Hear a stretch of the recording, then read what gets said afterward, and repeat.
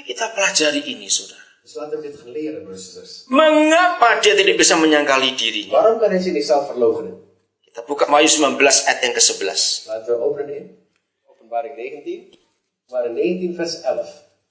Mengapa dia tidak bisa menyangkali dirinya? Ini Waarom penting kan hij sekali. zichzelf verloochenen? Sehingga walaupun kita tidak setia, dia tetap setia. Hoewel wij ontrouw zijn, blijft hij altijd trouw. Silakan dibaca ayat 11. En ik zag de hemel geopend en zie een wit paard. En hij die daarop zat wordt genoemd. Nah, genoem siapa namanya? Wat is zijn naam? Yang setia Getrouw dan yang benar. en waarachtig. Saudara, saya tuh kagum dengan bahasa Belanda gara-gara kata ini. Ik ben Kagum ya apa ya? trots. Ja, ik ben trots over deze vers in het Nederlands geschreven. Karena kami dalam pelayanan diberi Tuhan khusus pelayanan pernikahan atau keluarga. Omdat wij door God hebben de bediening gegeven over familie en huwelijk. Maka dalam bahasa Belanda ini yang mengagumkan. Dus daarom in het Nederlands is echt waar ik trots op ga zijn. Apa kata menikah dalam bahasa Belanda? Wat wordt genoemd over trouw? Ya, Trouwen in het Nederlands. Hebat bukan? Jadi kalau saudara menikah Dus als je gaat trouwen, tapi tidak setia, maar niet trouw zijn, itu penipu besar. en dat is een grote leugenaar. Karena bahasa Belanda menggunakan kata yang sangat hebat ini. Want het Nederlandse woord is een buitengewone woord die zegt over trouw. Jadi seharusnya orang Belanda sadar bahwa pernikahan itu sekali seumur hidup. Dus eigenlijk Nederlanders moeten bewust zijn dat trouwen is alleen maar eenmalig. Tapi jangan diracun ya. Jangan diracun Maar je pasangannya. moet niet je partner gaan vergiftigen. Supaya bisa kawin lagi. Apa? Zodat je weer gaat trouwen. Saudara, maka itu satu-satunya Tuhan di dunia ini. Daarom broeders en zusters, de enigste God op de wereld. Yang berkata, aku benci perceraian. Die zegt, ik haat scheidingen. Itu hanya Yahweh Tuhan kita. Is alleen maar Yahweh onze God. Maleakhi 2:16, bukakan Loki. Maleakhi 2 vers 16. Iya. Ayo kita kembali ke, lihat dulu ya. Dia aku nggak suka perceraian, tapi dia bilang aku benci. Hij zei niet alleen, ik hou niet van Dia kata scheidingen. haat dalam bahasa Belanda. Haat scheidingen. Udah? Jadi saudara, sekalipun kita nakal sebagai anak, papa nggak pernah buang kita. Hoewel wij stout zijn, onze vader zal ons nooit weggooien. Sekalipun kita sebagai istri juga kurang ajar, kita pernah berzina, tapi Yesus tidak pernah buang kita. Terwijl wij als een echtgenote, wij hebben een bepaald overspel gepleegd, maar Jezus wordt ons nooit weggooien. Karena dia setia. Omdat hij getrouw is. Nah, sudah lihat itu? Bahwa satu-satunya Tuhan yang berkata, aku benci perceraian. Alleen maar de enigste God die zegt, want ik haat de echtscheiding. Dan itu sangat tepat untuk kata bahasa Belanda, karena trouw en getrouw tadi. En het is precies voor het Nederlandse woord getrouw en getrouwd te zijn. Setia. Trouw te zijn. Maka itu saudara, Alkitab tidak pernah menganjurkan kita merayakan ulang tahun.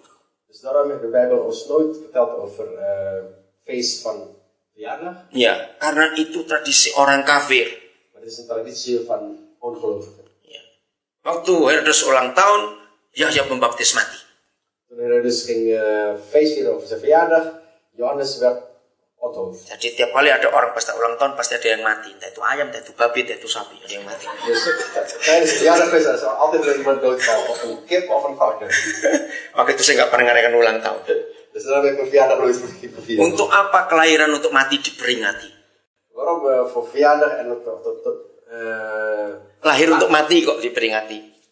geboren te zijn om te dood te gaan dat je het gaat vieren. Tapi Alkitab menganjurkan kita untuk merayakan ulang tahun pernikahan. Maar de Bijbel wordt verteld om de feest van huwelijk te vieren. Kenapa? Waarom? Untuk mengingat kesetiaan Tuhan terhadap kita. Om de trouwheid van God te herinneren tegenover ons. Dan untuk mengingatkan kita berdua janji nikah kita. En om ons beiden te herinneren onze belofte tegenover elkaar. Jadi Yesus tidak akan pernah menyangkal dirinya. Dus Jezus zal zichzelf nooit verloochenen. Walaupun kita tidak setia, dia tetap setia. Hoewel wij niet trouw zijn, is hij nog steeds getrouw. Karena namanya setia. Omdat zijn naam is getrouw. Dan setia itu bahasa Belandanya adalah pernikahan. En trouw is het was trouwerij. Hebat bukan kata itu? Trouw. Kata ini hebat. Trouw. Saya beri ilustrasi. Ik geef een illustratie. Kita di Jawa pernah kenal namanya orang Selamat. In Indonesië hebben de naam Slamet. Jawa, nggak semua Indonesia, Jawa. In Java hebben veel mensen heten Slamet. Karena di Manado, di Ambon nggak ada nama Selamat. Manado in Ambon is niet die naam. Nah, tapi kalau namanya Selamat, langganan kecelakaan nggak selamat di. Maar wanneer zijn naam is Slamet, Slamet is gelukkig eigenlijk. En heeft altijd ongeluk. Is niet gepast met zijn naam. Yesus tidak mungkin tidak setia. Dus Jezus is niet. Tidak mungkin tidak Het setia. is onmogelijk dat hij niet trouw is. Karena namanya setia. Omdat zijn naam is getrouw. Hebat bukan? Buitengewoon of niet? Maka itu kalau ada di antara saudara sering ragu-ragu dalam hidup. Dus als meer dat iemand is die altijd in twijfel in zijn leven. Saudara menghina suami surgawi. Menghina suami surgawi. Je beledigt eigenlijk uw echtgenoot in de hemel. Yaitu Yesus Tuhan kita. En dat is Jezus onze Heer. Kalau kita tahu dia setia, Als wij weten hij is getrouw, untuk apa kita ragu-ragu? waarom moeten we in twijfel zijn? Amin. Waarom? Ja, amen. Karena dia setia. Omdat hij getrouw is. Dia nggak pernah tinggalkan kita. Hij heeft ons nooit achtergelaten. Ibrani 13 ayat 5. Hebreeën 13 vers 5. Inilah yang setia itu berfirman. En dit is die getrouw die heeft gezegd. Wah, getrouw. Bagus sekali kata itu, saudara. Apa yang dia katakan? Ya, silakan dibaca. Laat uw wijze van doen onbaatzuchtig zijn. Wees tevreden met wat gij hebt. Want hij heeft gezegd, ik zal u geenszins begeven. Ya, saya Ik lihat. zal u geenszins verlaten.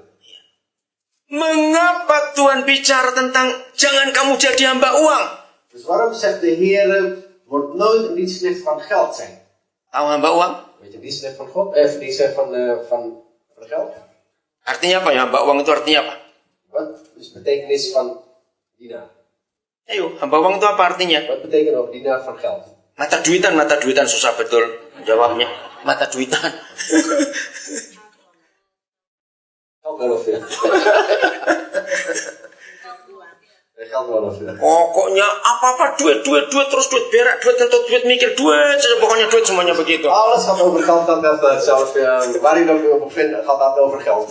Maka itu saya katakan kepada saudara, Dan zeg ik tegen de zusters, kalau saudara ngaku Kristen, als u erkent dat u christen bent, mengaku anak papa di surga, en je zegt, ik ben kind van een vader in de hemel, mengaku mempelainya Tuhan Yesus, en je zegt, ik ben de echtgenote van Jezus, tapi hidup saudara ditentukan oleh uang, kita pendusta besar.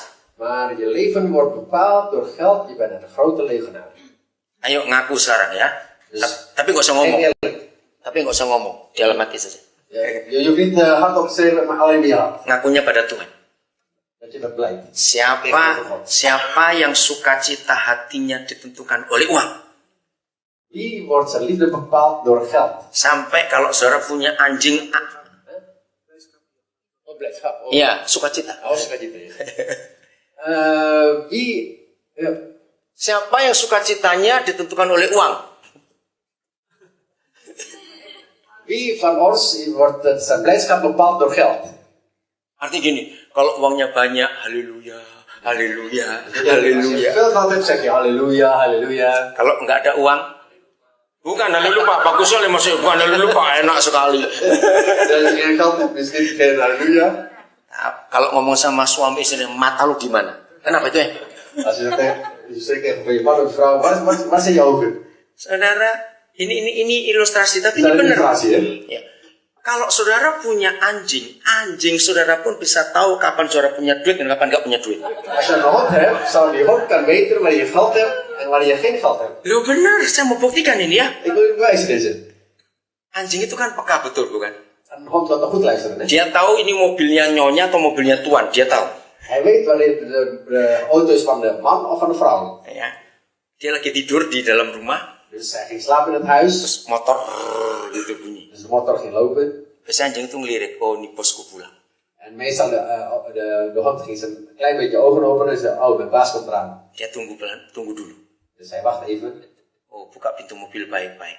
Oh, hij maakt de deur ook goed open. Buka pintu rumah baik-baik. De deur wordt goed geopend. Terus siul-siul. En En hij ging fluiten. Anjing tidur lagi punya duit dia. En die hond ging weer slapen. Maar hij heeft nog geld. Bayangkan anjing aja tahu loh sudah. Zelfs een hond weet het. Tapi kalau dia dengar mobil turun, mobil berhenti di depan rumah. Maar wanneer die hond hoort, wagen stopt voor de deur. Wih, nyonyaku pulang. Oh, mijn vrouw des huizes komt eraan. Iya, duduer gitu. Hard, wordt de deur gesloten. Waduh gawat ini, langsung lari di bawah meja. De hond wordt gezonken, gelijk onder de tafel. Karena anjing tahu lagi gak punya duit ini. En de hond weet, ze heeft nu geen geld. Kalau aku di pintu ditendang nanti gara-gara Als dia. ik voor de deur zit, word ik zeker weggeschopt. Ayo kita ngaku betul hari ini. Dus laten we belijden vandaag. Nah, jangan jadi hamba uang. Dus laten we niet dienstnemer voor Cukupkan, van geld zijn. iya, cukupkan dirimu dengan apa yang ada. Laat je tevreden stellen met wat je hebt.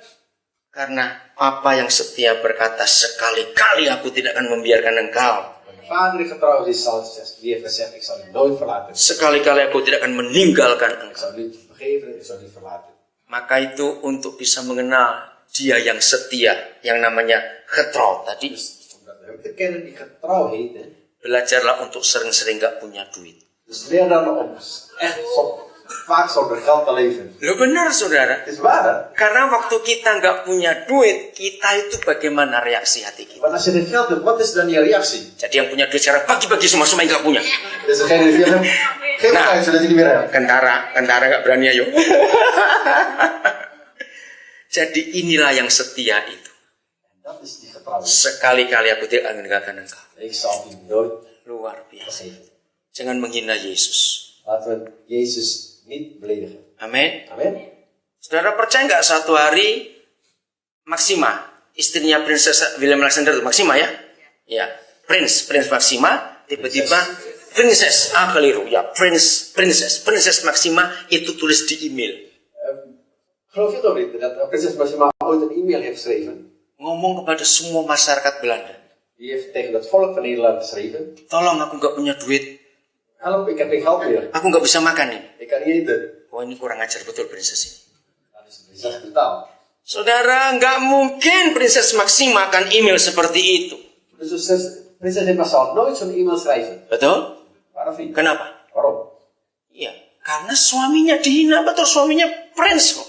Omdat anders haar man, prinses Willem-Alexander, beledigd wordt. Nah, Dat is de prins. siapa suami kita? Wie is onze man? Hij gaat nooit. Siapa papa kita? Wie is onze vader? Yang punya langit dan bumi. Die de hemel en aarde bezit. Bilang takut, awas kamu. Als je bang bent, pas op jij. Jangan jadi hamba uang. Dus laten we niet knecht van God. Van God Ada yang setia itu. Er is iemand die getrouw is. Tuhan Yesus